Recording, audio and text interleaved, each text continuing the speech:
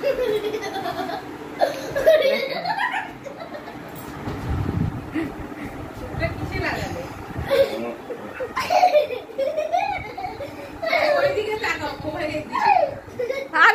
খুলে যাবে মা, এটা পুরে ভালো ফায়দা কানে যাবে। এদিকে ক্যামেরা দিকে করো, ক্যামেরা দিকে। হ্যালো বন্ধুরা, তোমরা সবাই কেমন আছো? আশা করি তোমরা ভালো আছো, আমিও ভালো আছি। আমাদের পরিবারের সবাই ভালো আছে। বন্ধুরা, মিলন মিষ্টি চ্যানেলে তোমাদেরকে অনেক অনেক স্বাগত জানাই। বন্ধুরা, এখন থেকে আমার ব্লগটা শুরু করছি। এখন প্রায় 12:30 বাজে। আর আজকে আমি রান্না করব ডিমের ঝোল আর ভাত।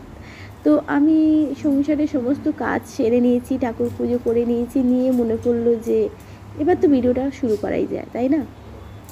সকাল থেকে ভিডিওটা শুরু করতে পারিনি, যেহেতু ঘরের অনেক কাজ ছিল। সেগুলো করতে করতে মাথা দিয়ে বেরিয়ে গেছে যে ভিডিওটা করতে হবে। এক এক সময় এমন হয় না যে কিছু কাজের এতটা তাড়াহুড়ো লেগে যায়, অন্যদিকে কোনো কিছু খেয়াল থাকে না, সেরকমই। তো কাজ করতে করতে কখন যে মাথা দিয়ে উড়ে গেছে যে ভিডিও আমার শুরু করতে হবে। তো যখন আমি রান্নাঘরে ঢুকেছি তখন মনে হলো, এমা আমি তো আজকে ভিডিওটা শুরু করিনি, এখন থেকেই মঞ্চ আমার ব্লগটা শুরু করি। তো বন্ধুরা, এখন থেকে ব্লগটা শুরু করছি। আর ডিম সেদ্ধ করতে দিয়ে দিয়েছিলাম আগেই। তো ডিম সেদ্ধ হয়ে গেছে, তো আমি ডিমটাকে ছাড়াতে লেগে দিয়েছি আর ছাড়াতে শুরু করে দিয়েছি। আর তার সাথে এখানে এখন পেঁয়াজ তেলের মধ্যে দিয়েছিলাম, তেজপাতা ফোড়ন দিয়ে পেঁয়াজ ভাজা হয়েছে, একটু বাদামি বাদামি কালারটা যখন হয়েছে তখন আলুও দিয়েছি। আলু আমি এই দুফালা করে কেটেছিলাম। তো ডিম আলুর তরকারি করব, তো আলুটা এইভাবেই কাটতে হবে। তো এইদিকে কষানো হচ্ছে।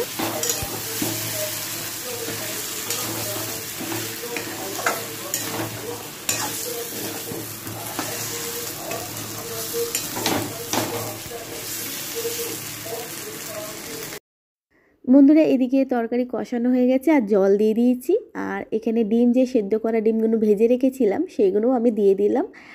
আর এইটা তরকারিটা একটু ফুটতে না ফুটতে ডিমটা দিলাম, কারণ যদি কোনো কারণে ভেতরে ডিম সেদ্ধ কম হয়ে থাকে তাহলে পুরোটাই সেদ্ধ হয়ে যাবে, একটুখানি ভালোভাবে এর মধ্যে ঝোলও ঢুকে যাবে আর শক্ত ভাবটাও এসে যাবে।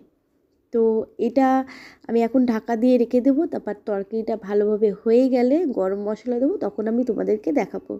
তো এই দিকে দেখো বন্ধুরা, তরকারি আমার হয়েই গেছে, ঝোল একদম কমে গেছে, আলু সেদ্ধ হয়ে গেছে। আর এর মধ্যে আমি এখন শাহি গরম মশলা দেবো 2 চামচ, যেহেতু পরিমাণটা একটু বেশি তরকারি তাই জন্য 2 চামচ দেবো। দিয়ে নাড়াচাড়া করে তারপরে আমি গ্যাসটাকে বন্ধ করে দেবো, দিয়ে ঢাকা দিয়ে দেবো। তো বন্ধুরা, এই হয়ে গেল আমার আজকে ডিমের ঝোল। আর ভাত তো আমার সকালেই হয়ে গেছে। তো রান্নাটা আমার খুব একটা তাড়াহুড়ো পড়িনি, কারণ হচ্ছে এক তরকারি ভাত তাড়াতাড়ি হয়ে যায়। তো আমি ঢাকা দিয়ে দিলাম থালাটা দিয়ে। আর কিছু জামাকাপড় আমি সকালবেলা ধুয়ে মেলেছিলাম বাইরে। তো আমাদের যেহেতু ছাদে ছাদ ঢালাই হয়েছে, সেখানের সিমেন্ট বালিগুলো পড়ছে পুরো নাইটির মধ্যে।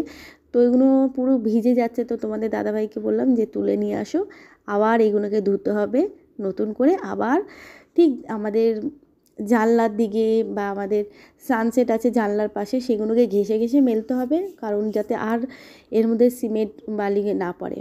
তো রান্নাবান্না হয়ে গেছে, রান্নাঘরও পরিষ্কার করে নিচ্ছি, মিক্সিটাকে ভালো করে মুছে টুছে পরিষ্কার করে নিচ্ছি। আমি এটা রোজ করি, যদি আমি দুবেলাও রান্না করি তো দুবেলাই আমি রান্নাঘর পরিষ্কার করি আর পরিষ্কার করে রাখি, যাতে তেল তারপরে কোনো কিছু ময়লা না থাকে, দেখতে ভালো লাগে। আর কিছু না বন্ধুরা, পরিষ্কার পরিচ্ছন্ন থাকলে দেখতেটা ভালো লাগে। তো এটা আমার রোজের কাজ। বোন বলে, তুই রোজ রান্নাঘর পরিষ্কার করিস, রোজ গ্যাস মুছিস? হ্যাঁ, ভালো লাগে। রান্নাঘরে যখন ঢুকে দেখবো বেশ পরিষ্কার হয়ে আছে, কতটা ভালো লাগে না? এটা আমার রোজের কাজ।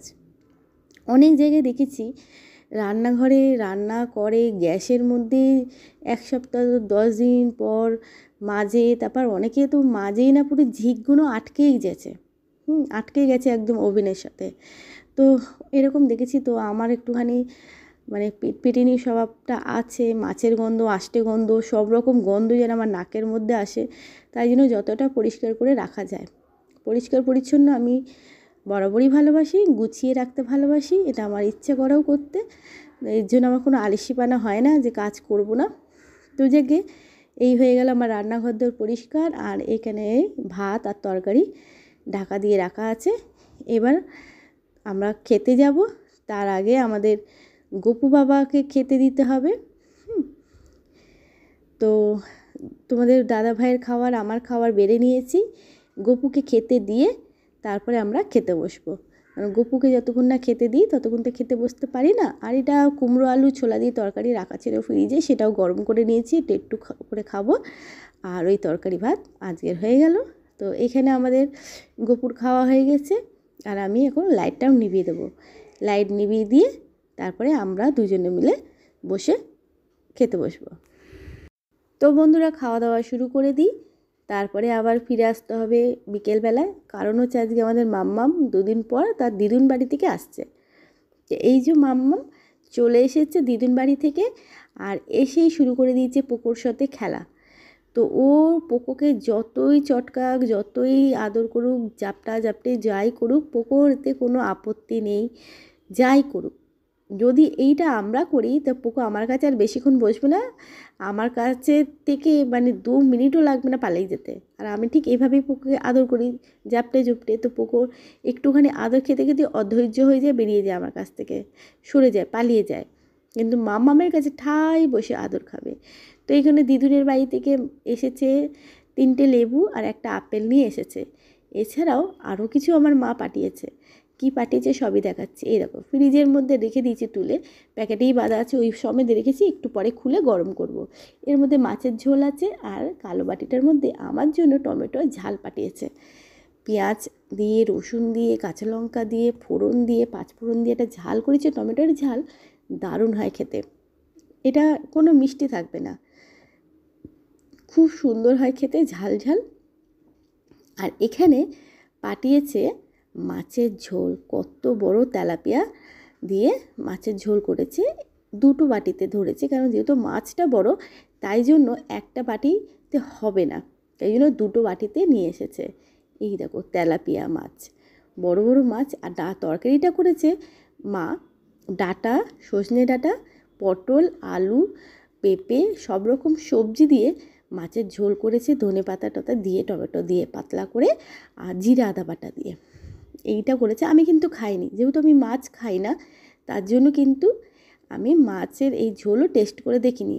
তোমাদের দাদাভাই বললো খুবই ভালো হয়েছে খেতে, মাম্পিও বলেছে খুব ভালো হয়েছে খেতে। বোনও কিন্তু খায়নি, বোন এমনি কম খায়, আর তার মধ্যে এত বড় মাছ তো বোন খেতেই পারবে না। তো বোন মায়ের বাড়িতে খেয়েছিল দিনের বেলায়, না দিনের বেলা দিনের বেলায় মাছটা নিয়ে চলে এসেছে। ওর মাছটা মাম্পি খেলো, আর ওর মেয়ের ভাগের মাছটা তোমাদের দাদাভাই খেলো। আর আমরা গতকাল যে মাংস রান্না করেছিলাম সেই মাংসটা ছিল, ওটা দিয়ে মাম্মাম ভাত খেয়েছে। তো মাম্পি এই ধরনের ঝোল খেতে ভালোবাসে, তোমাদের দাদাভাইও এই ধরনের মাছের ঝোল খেতে ভালোবাসে। আর তেলাপিয়া মাছ তো মাম্পি ভীষণ ভালোবাসে খেতে। আমাদের ঘরে চট করে এই তেলাপিয়া মাছ রান্না হয় না, কারণ হচ্ছে হয় জ্যান্ত মাছ তোমাদের দাদাভাই কিনে আনবে না। জ্যান্ত মাছকে যদি কিনে নিয়ে আসে হয় তাহলে রান্না করে খাবে না, তাকে মানুষ করবে, করে একসময় গঙ্গায় ছেড়ে দেবে। আর এখানে ম্যাক্সিমাম জ্যান্ত মাছই আসে। হ্যাঁ, বড় বড় যদি লাইলনটিকা যদি মাছ বিক্রি হয় তাহলে তোমার দাদাভাই কিনে নিয়ে আসে, সেগুলো 3-4 পিস হয়, তো ওগুলো নিয়ে আসে। মাম্পি তোমাদের দাদাভাই খায়, আমি অত মাছ টাছ খাই না। তো এখন আমাদের ঘরে মাছ খাওয়ার আর একজন মাস্টার আছে পোকো, আর এছাড়াও আমাদের মাম্মাম তো আছেই। আর এইদিকে দেখো চকলেট কিনে নিয়ে এসেছে, চকলেটটা দেখো একদম যেন মনে হচ্ছে এটা মানুষের চোখ খুলে নিয়ে চলে আসা হয়েছে। তো চকলেটটা দেখলেই আর বিবস্য একটা ব্যাপার, এটা দেখতে থাকো, তোমরা সাথে থাকো। কি হবে আটকেছে, আমি খুলে দিচ্ছি, আমি খুলে দিচ্ছি, দে আমি খুলে দিচ্ছি, চোখটা নষ্ট হয়ে যাবে।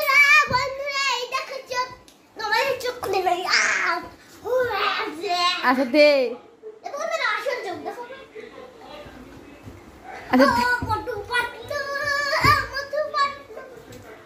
আমি জানি বন্ধুরা আমার মানি পাচ্ছে না, দেখো চোখগুলো দেখো খুলে দিয়েছি। ভিডিও কর, ভিডিও কর। আর তুমি খাবে না? আরে আমি খাবো না, আমি খুলবো, তুমি করো, আমি খুলছি এবার। ভগবান এই দেখো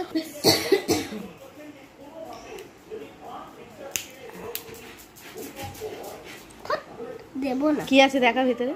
দাঁড়া, এটা লাল জেলি, এখন আমি খাবো, এখন আমি একটু দাঁড়া। এই দিকে দেখো বন্ধুরা, লাস্টে চোখটা কিনে এনে কপালেই উঠে গেল মাম্মামের, কপালেই আটকে গেল চোখটা। আর দেখো ঠিক একদম মনে হচ্ছে মা কালী। দেখো একটা ভয়ঙ্কর রূপ নিয়ে দেখছে কিভাবে। ওকে বলেছি মাম্মাম এদিকে তাকা, তো তাকাচ্ছে না, যেন মনে হচ্ছে আমাকে ভয় খাওয়াচ্ছে। কি খাচ্ছ তুমি? ঝাল ভালো হয়েছে? একটুখানি ঝাল খেতে হয়, বড় হয়ে যাবি। না আর খাবে না, হয়ে গেল। কি হলো?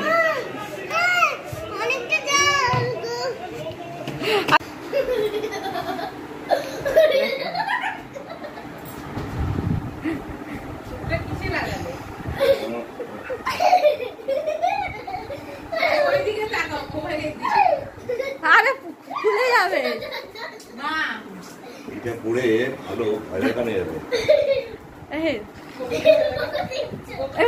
এদিকে ক্যামেরা দিকে করো, ক্যামেরা দিকে। এই পড়ে যাবে।